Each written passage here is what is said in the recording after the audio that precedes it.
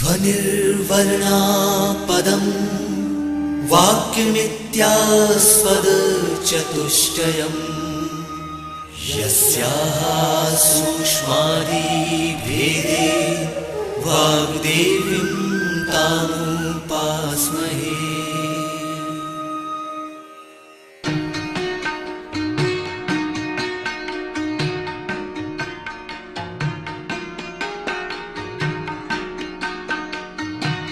Electronic Media Production and Research Center EMPRC of Madhya Pradesh Bhoj Open University presents its audio program Forest Management Issues for Sustainable Development.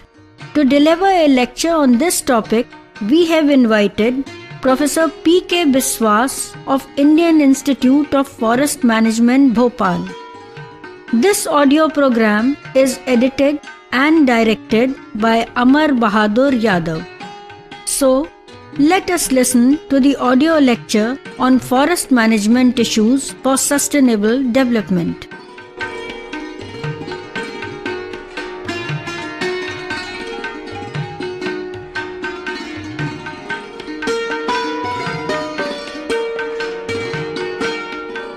Who are here for discussing development of the tribal people. Forest is one of the most important resource for the tribal communities. You take out the India map, and if you plot the graph of the forest resources, you will find wherever there is large concentration of forest, you also have the large concentration of tribals. So somebody also did make a reference that unnecessarily the tribal people are being accused that they are responsible for the destruction of the forest resource. I think the facts otherwise prove. It proves otherwise that it is not the true story. And I would like to discuss anything which happens in the forestry. It has a very serious implications for the tribal community, and therefore it is very important for us to recognize this particular fact. Whatever happens to the forest policy, forest acts, forest laws has a tremendous significance for the tribal communities.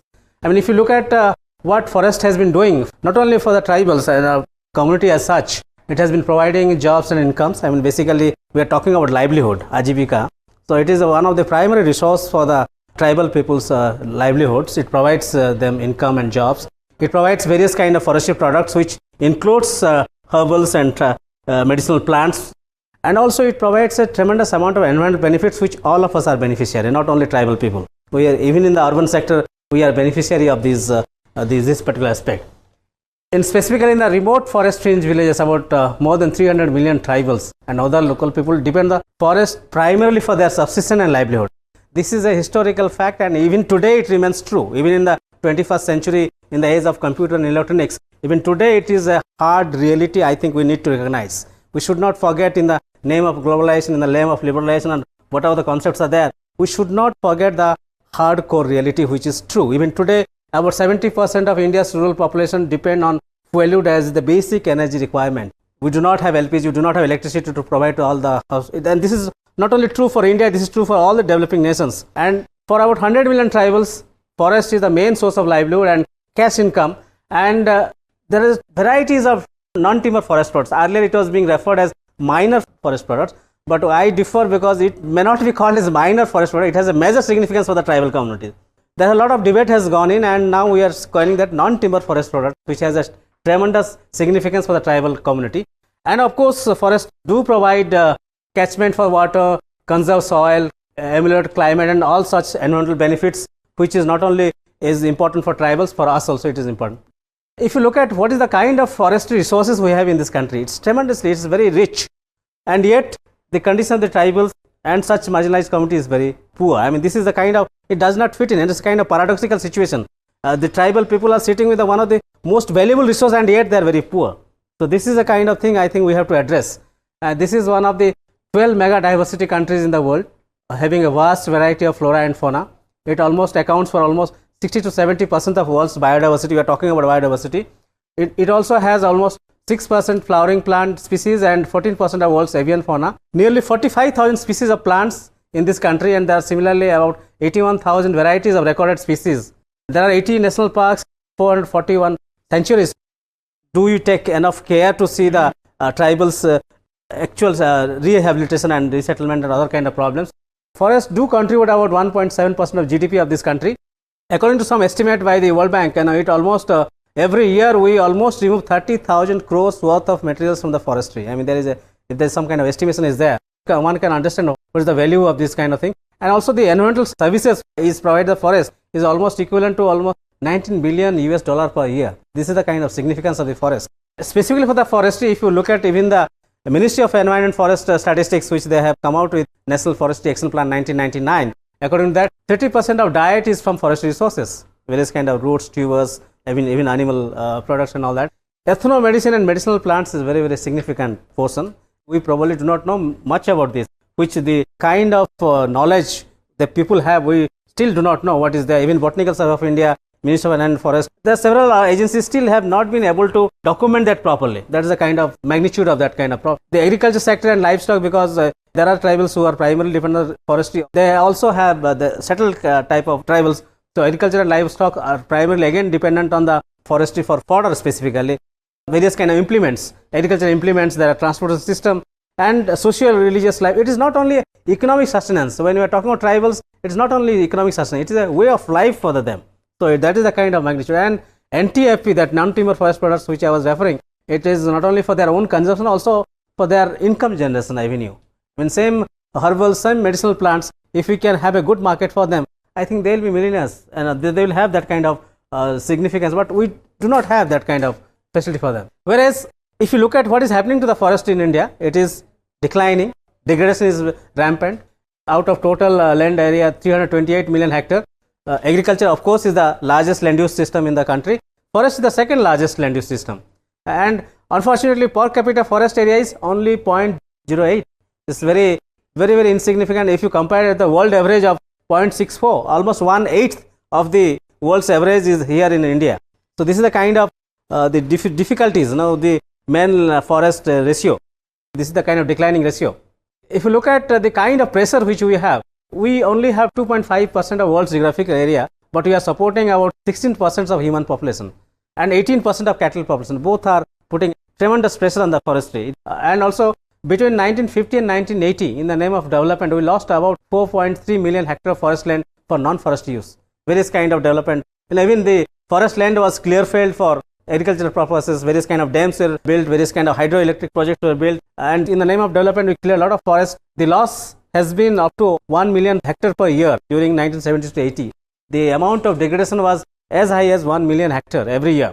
This was somewhat slowed down after promulgation of Forest Conservation Act 1980, but still this remains a cause of concern and alarm, because even today we have not been able to check that kind of, ideally we should have had 33% of land area in the plains as forest and 66%, two-third area in the hills area, whereas today we have about only 19%. And also if you look at actual forest cover is something around 14 to 16%.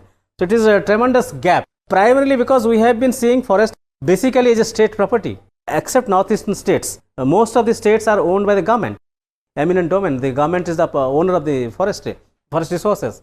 And even if you look at the forest acts, there is various kind of forest legislation there. It is the supremacy of the state which is there. There is nothing called something consultation from the down below. Whatever is given is from the top. We are trying to impose certain things on them without realizing what is their cultural component, what is their needs, what are the kind of lifestyle and whatever that we have not bothered about them. What we have done, we have some concessions we have provided to the tribal people. It started from British period. They wanted to appease the tribal population because they wanted to tribal revolts and other kind of things that were there. So that the want just to, as a measure of appeasement, what we get, we granted certain privileges and concession, and still continuing the same line. We have not changed actually.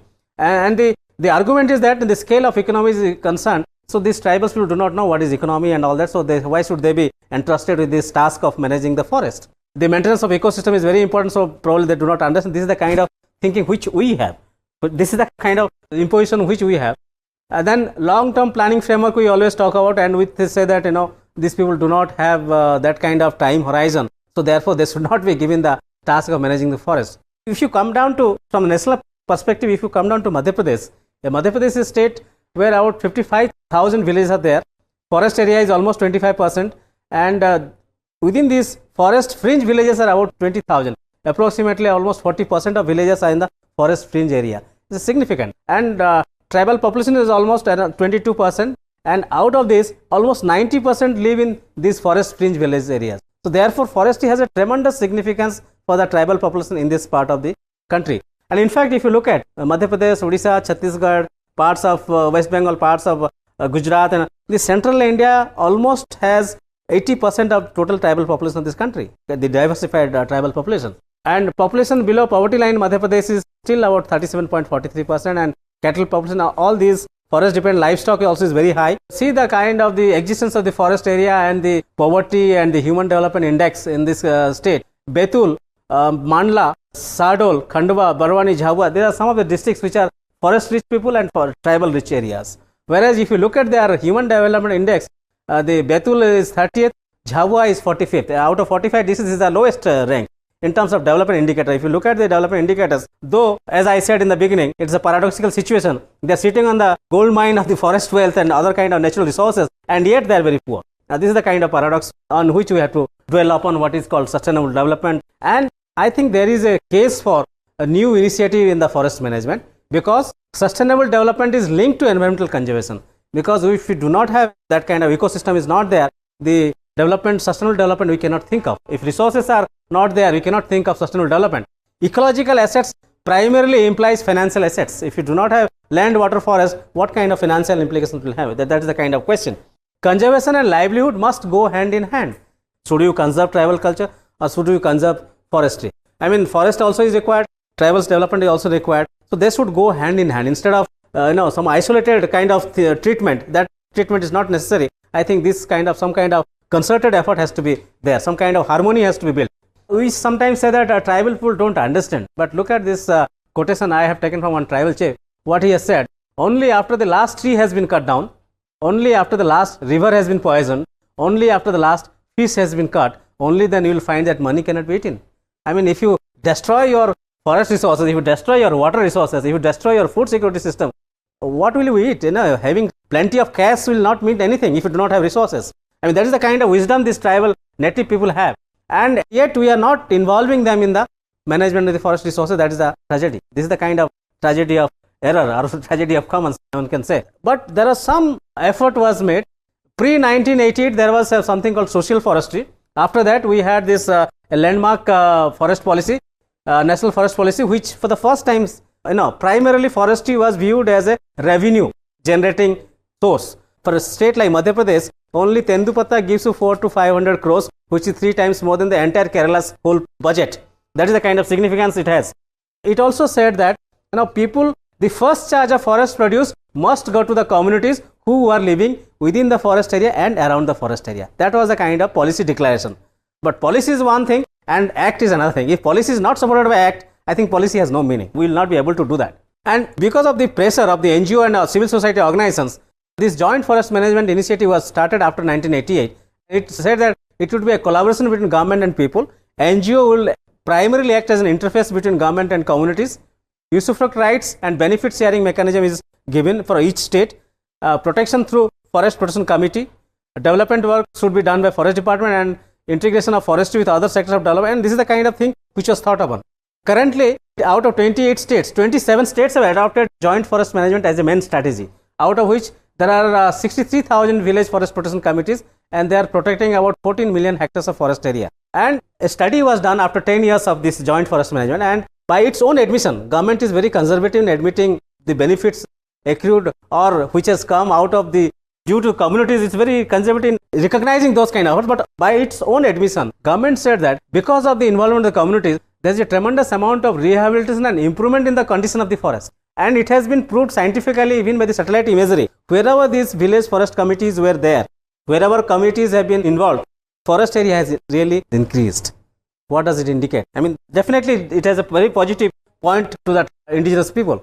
Then it also provides increase in the livelihood options. If you have more forestry, if you have more products, if you have more resources, probably livelihood options are more. Reduction in encroachments. There are a lot of Supreme Court cases are going on regarding the encroachment in the forest land and other kind of things. But it has been found that when communities have been given that kind of task, they have been able to resolve many such conflicts within their own societies. And you know that in a tribal society, tribal chief is the ultimate. They don't see any civil court or any criminal court or any court. They don't see. It's for them that kind of arbitration is more important than any kind of our legal authority. Involvement of NGOs is a good thing, and change in attitude and relationship between the community and the department. It was a significant change by its own admission of the government. It's something remarkable that government is admitting that because of the communities that there is a significant change in relationship. Therefore, what I propose that, basically when we are talking about forest as a resource, or for that matter any resource, productivity is very important. The products must be available over a period of time. Sustainability also is the key. Sustainability not only of resources, sustainability of the communities, sustainability of the community organizations, sustainability of the community institutions. Sustainability is cut across various kind of dimensions. So sustainability is a very, very important issue. Today, what we have, probably it is sufficient for all of us. We can enjoy all the resources. But what about the posterity? What happens to the future generations? That is a critical question. Third thing is important is equity. What is the kind of distributive system? Do you have equitable distribution of goods and services? Or it is not. If you do not have equitable distribution of goods or services, there is bound to be conflict. There is bound to be some kind of problem. So equitable distribution of goods and services is as important as productivity or sustainability. This is to be supported by what I propose, that a committee constituted of the tribals. Primarily they are the people who are, basically what is poverty? Poverty is on account of denial of access to resources. If you do not have access to resources, infrastructure, you are likely to be poor in terms of whether it is health, whether it is education, whether it is forest based economy, whatever. If you deny access to resources, people will suffer on account of that. So basically these communities should be entrusted with that kind of responsibility. They in turn can conserve, they can regulate, they can protect, and these can lead to the development, and as a result your resource will be augmented. So this is the kind of chain, and given a kind of task to them, and it has been observed in many places in Odisha, West Bengal, Gujarat, in many, even in Madhya Pradesh, in partly, not very large scale, but it has been observed, if community has been entrusted with certain kind of responsibilities for management, they have come out with successful. They have done very well. But having said all these things, still there are certain critical questions to be debated, to be resolved, if we want these initiatives to be in position, in place, on a sustainable manner. First thing is, the decision making process must rest with the communities, the tribals. Even with the induction of Panchayati Raj, even with 73rd Amendment Act, and even with all kind of Gram Sabha and whatever we are trying to have, are you in a position to say that they are in a position to take decision about the resources which affect their livelihood? Are you? Can you vouch for it? I think the answer is no, a very big no, because still the percentage of the success is very, very sporadic. I think that needs to be spread out. And legal sanctity to the committees, forest committees, these committees are not registered under any kind of Societies Act or any kind of Cooperative Act or any kind of act. They are constituted as a committee recognized by the DFO. It is at pleasure of the DFO this committee can stay or can go. This is the kind of situation. So should we provide some kind of legal backup to them? Some kind of MOU between government and tribals. Today X government is there, tomorrow Y government may come. Today X officer is there, good officer is there. Tomorrow some, irrespective of this, the party, political party, irrespective of the good bureaucrat or bad bureaucrat, or irrespective of the good NGO or bad NGO, can you see a kind of situation where the tribal communities are not affected by any of the changes in the policy? Because their labor, opportunity cost, the kind of efforts they have made in protecting a forest land should not be lost. That's why I said MOU must be in position. Fourth thing is more legitimacy and power to the tribals, if we can provide that. And amendment in forest laws and acts. This is very critical. Even in independent India, we are talking about 1927 Forest Act, which was primarily to serve the interest of the British. We are still persisting with that. We have still not been able to change, bring in amendments. That is the kind of situation. So that needs to be done. Then institutionalize forest as community resource. Let it be institutionalized. Why only once in a while as a kind of some kind of token of dan or something like that we should think. Let us institutionalize forest as a community resource. And basically we must try to move from joint forest management, that kind of, to community forest management, and where community has a greater say. I think this is enough. Thank you.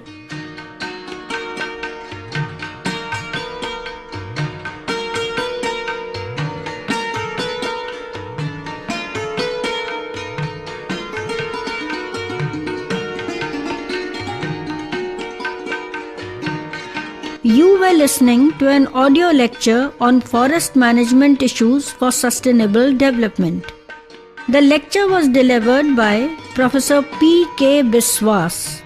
The announcer was Susmita Pandey and the recordist was Rajen Pandey. This program was edited and directed by Amar Bahadur Yadav.